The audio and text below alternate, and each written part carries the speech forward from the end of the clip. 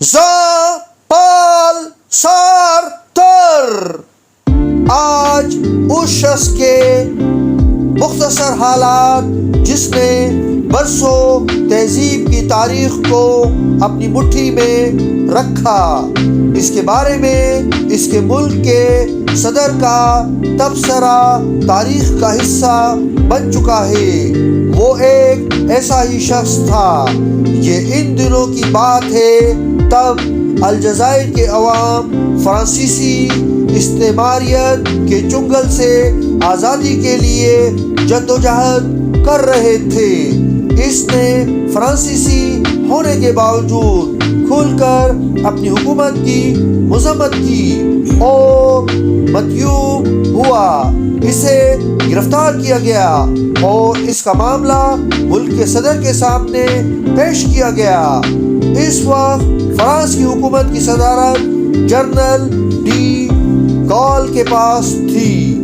General D گال نے اسے رہا کر دینے کا حکم دیتے ہوئے کہا، میں اسے کیسے بند کر سکتا ہوں؟ یہ تو فرانس ہے۔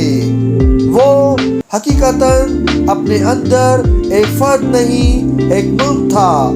وہ اس عجوبہ روزگار شہر میں پیدا ہوا جسے پیرس کہتے ہیں۔ اس شہر کے کیفے اپنی تاریخ رکھتے ہیں کہ انہی کیفوں سے 19ویں اور 20ویں صدی کی تقریباً ساری تحریکیں ابھری جنہوں نے پوری دنیا کو متاثر کیا۔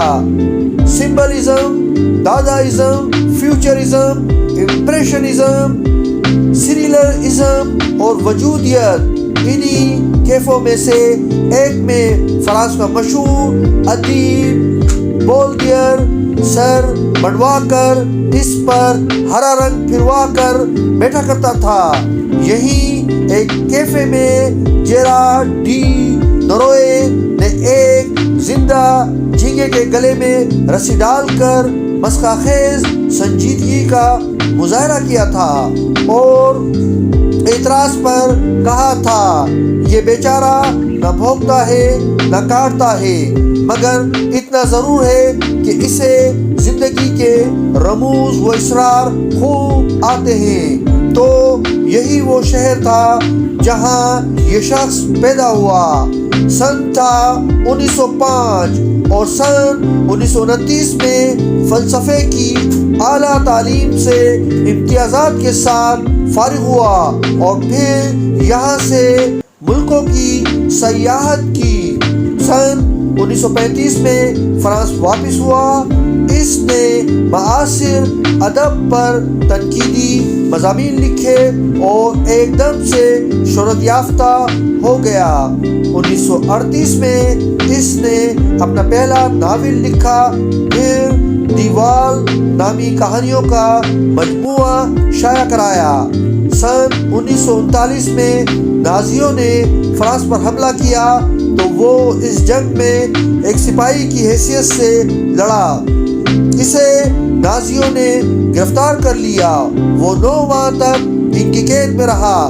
اس نے تحریک مزاحمت میں شمولیت اختیار کر لی۔ 1943 میں اس کی مشہور زماں کتاب بینگ اینڈ نتھنگنیس سامنے آئی۔ 700 صفحات کی یہ کتاب فلسفہ وجودیت سے متعلق تھی۔ 1945 میں وہ امریکہ گیا۔ واپسی پر اس نے ایک ڈرامہ لکھا جو امریکی عوام کی ناراضگی کا موجب بنا اور اسے مدیون کیا جانے لگا۔ اس کے ایک ساتھی اور حریف کو نوبل پرائز سے نوازا گیا، مگر اس نے اس کی کوئی پرواہ نہ کی۔ کہتے ہیں ہر نیا خیال یا تحریک کو 3 منزلوں سے گزرنا ہوتا ہے۔ پہلے سماج اسے بیہودہ قرار دیتا ہے، پھر اس پر سوچا جاتا ہے اور بعد میں وہ دلوں میں گھر کر لیتا ہے یا مسترد کر دیا جاتا ہے۔ اس کے نظریہ وجودیت کے ساتھ یہی کچھ ہوا تھا۔ اس نے بالآخر لوگوں کے دلوں میں جگہ بنا لی تھی اور یورپ کی جدید ترین تحریک کی شکل میں 7 سمندر پار تک پہنچ گیا تھا۔ 1944 سے 1950 تک اس تحریک سے سینکڑوں نوجوان ادیب اور فنکار وابستہ ہو چکے تھے اور یہ اس دور کا فیشنیبل فلسفہ بن گیا تھا۔ پیرس کا ایک گمنام سا کیفے ڈی فلور کیفے اس تحریک کا ہیڈ کوارٹر تھا، جو اس تحریک کی وجہ سے اس درجے مشہور ہوا کہ دور دراز کے لوگ اس سے ملنے یہاں آتے تھے۔ آج اس کے اور وجودیت کے نام کے ساتھ کیفے ڈی فلورے کا نام بھی ادب و تہذیب کی تاریخ میں محفوظ ہو گیا ہے۔ شاید یہاں آپ جاننا چاہیں کہ وجودیت کے فلسفے نے 20ویں صدی کے ذہن کو کس طرح متاثر کیا، تو یہ جان لیں کہ اس نے خیر و شر کی ساری ذمہ داری فرد کے کاندھے پر ڈال دی ہے، یعنی آدمی کے سوا کچھ نہیں ہے، وہی خود کو بناتا ہے۔ عرفان ذات کے اس فلسفے نے بحران زدہ آدمی میں ایک نئی روح ڈال دی تھی۔